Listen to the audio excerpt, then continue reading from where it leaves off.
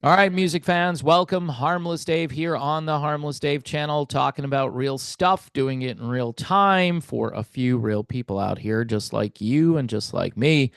Sad news from the world of music that a lot of people have forgotten about.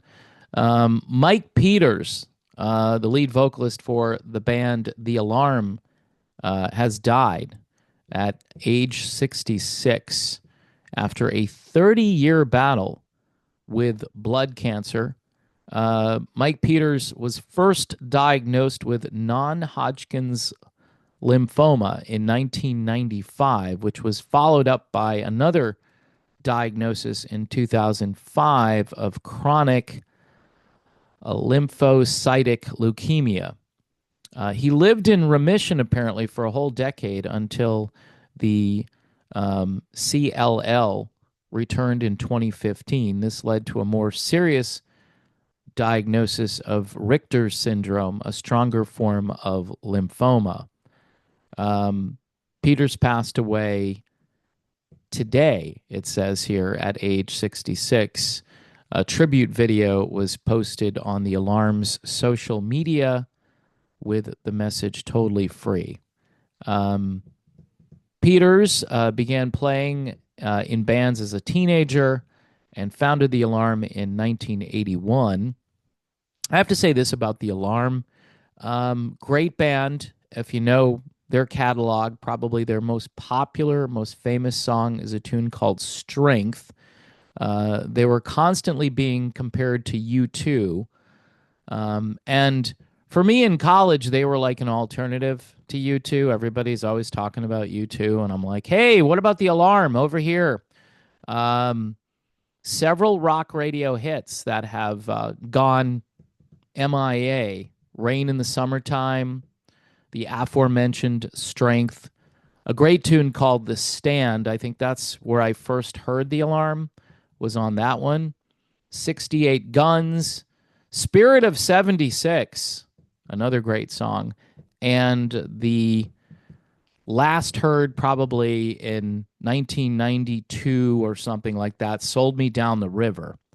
I mean, these guys had a bunch of really great songs that people have forgotten about, and a super talented band.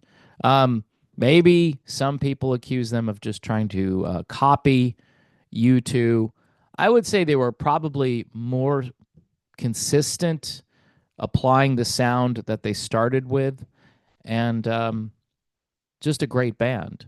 So it's kind of sad that Mike Peters passed away. I think the band disbanded in 1991, but Peters went out there and did a lot of solo gigs, and he released a number of solo albums and continued to perform live.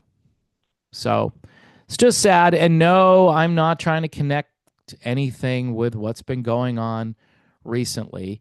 It is discouraging, however, that we haven't made a lot of progress when it comes to cancer. We're doing all these other things, and I think we're all preoccupied with those things. Um, I mean, we should be treating the cause on the front end and looking into why there are so many different kinds of cancer that seem to be very aggressive. And yeah, it's been going on for decades. This isn't just a recent thing. Um, but using the word thing, the thing itself dates back decades. All right. And there's more than one kind of thing. And do we know that that's not making things worse? We don't. We have no way to prove it one way or the other.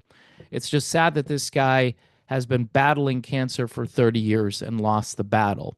You would think within the 30-year time frame that they would make some kind of advance to help this guy so he could just live his life and not currently be wondering if his days are numbered. I guess all our days are numbered, but 66 is too young, and having to deal with that for that long is also just incredible. Of course, they say here on the website that he's finally free. So, Our thoughts and prayers go out to his family and all his fans. A great band. If you're not familiar with the Alarm, go check them out. I can't see how you wouldn't like the Alarm. They're just good old school rock music, and with kind of an alternative bent a little bit here and there, but they made some songs that were just straight up melodic rock. And yeah, that's the story. It's sad. Mike Peters has died at age 66.